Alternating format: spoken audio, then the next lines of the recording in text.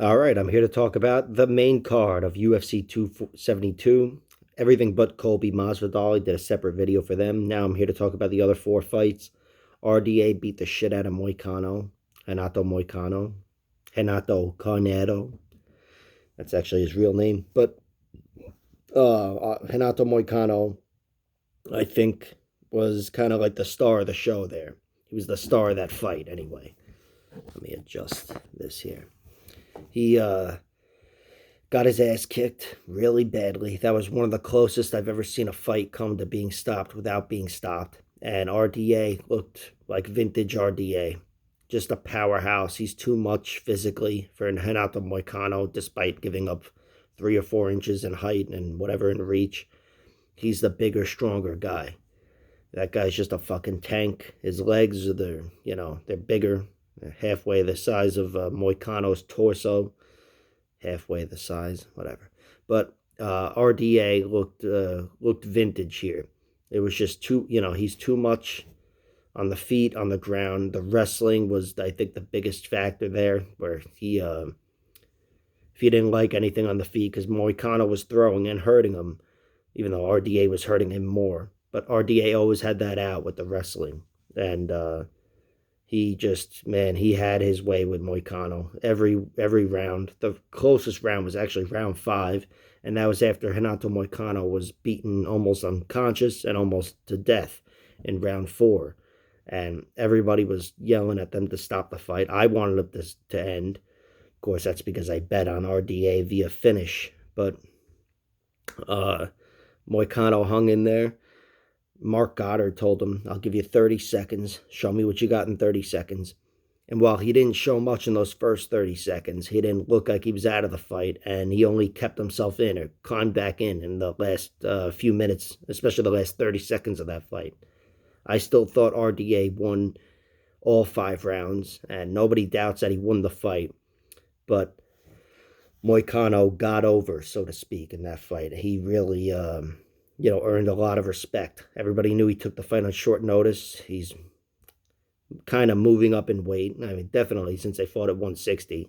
But I just think RDA is a bigger and better fighter. RDA is a good welterweight and a great lightweight. Moicano is a good lightweight and a great featherweight. I did think RDA would get the finish, but I thought it would be a clean knockout, to be honest.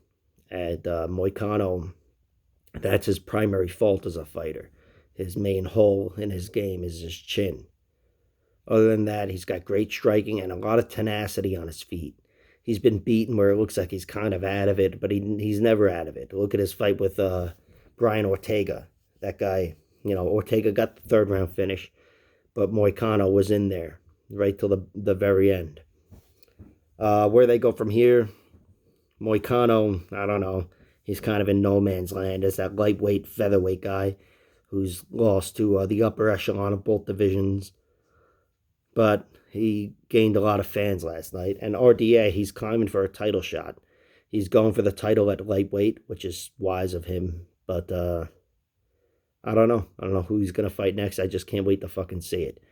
I kind of hope it's not Islam Makhachev. I know Islam's was supposed to step in. He was supposed to fight RDA like 7 times, but Islam's above him, in my opinion, and Islam should be waiting for the title shot.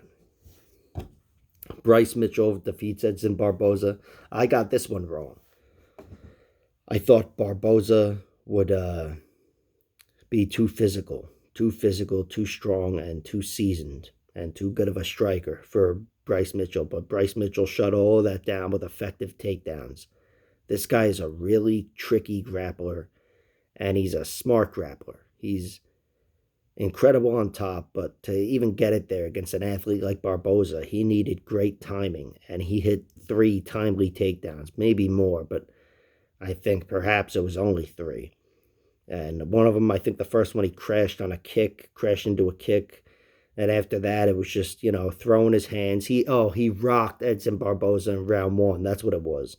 He dropped him in round 1 and then hit the top position. But, man, Bryce Mitchell, he is, a really, really good fighter. Really impresses me. And this one impressed me more than anything because I know how good Barboza is, and I really thought Barboza was being undervalued here. I bet on him, and I thought Bryce Mitchell would have some success and then fall apart, but he didn't fall apart, and in fact, Barboza almost fell apart.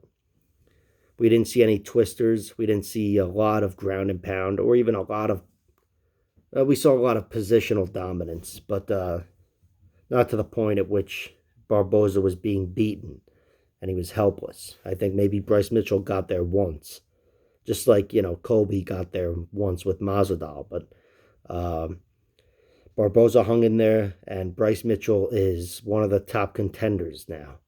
I think he was a prospect, maybe not before this fight, but before the fight before that or whatever. Now he's a contender after beating Barboza. I can't wait to see who he fights next, and I really want to see his grappling against the guys even higher than Barboza and how that looks. Awesome performance. And Bryce Mitchell, also have to shout him out for donating or attempting to donate 45 grand out of 90 grand to charity. If I get 90 grand, I'm not even donating 45 bucks to charity. And that's what he's looking to do. I don't know if he's going to do it or not because Dana White intervened and said, hey, why don't you keep your money? I'll donate it. You're making me look like a fucking asshole. I'm sure he said that, but cool on both of them. Dana for stepping in and Bryce Mitchell for, and I don't even know who's looking to donate. Something with kids or whatever. But, either way, point is he's a good guy. So happy to see him get the victory. And that was a great moment for him. As for Edson, he's going to stick around, I think. This was a tough loss professionally, but physically, I don't think he lost much here. And, even though he was knocked down, it didn't seem like he was hurt too badly. And, he's a guy that knows how to deal with a loss. Maybe he didn't have title aspirations in the last few years anyway, after suffering numerous losses throughout his career. But he still had some very good moments, even up to last year, knocking out Shane Burgos. So, really want to see Barboza stick around and with some more favorable matchups. Not even favorable where he's going to win it, just where it's not a guy who can smother him on the ground. I'm talking about a striker. Then Barboza still got value for the UFC. That guy, you see his name and you'll get excited. So that's where those guys go from here. Kevin Holland versus Cowboy Oliveira is up next. Kevin Holland looked fucking... He didn't look great. I thought Oliveira looked great in round one. Oliveira was just quicker, much quicker to the punch. Great striking and stronger in the clinch. Kind of bullied Kevin Holland around. And it just didn't last long. This was one that hit for me. I bet on the under 1.5 rounds. But after round one, I was cursing myself, going, you fucking idiot. This is going to a decision. And then Kevin Holland made it happen. He hurt Cowboy Oliveira on the feet and pounced on him. Oliveira never got up. So it sucks for Cowboy. He's one of my favorite UFC fighters throughout the last few years, since he made his debut, really, which I think was against Gilbert Burns. He's always shown a lot of great talent, but he seems to be falling apart. I think he lost a decision to Nico Price, but other than that, he's just been finished in all of his losses lately. So going back to, I think, Mike Perry. Kevin Holland, this was his welterweight debut. He came in as a ranked fighter, 14th, which is fucking weird considering he never fought there. Well, not in the UFC, but he showed that, he belongs. Got a nice stoppage victory over a good fighter.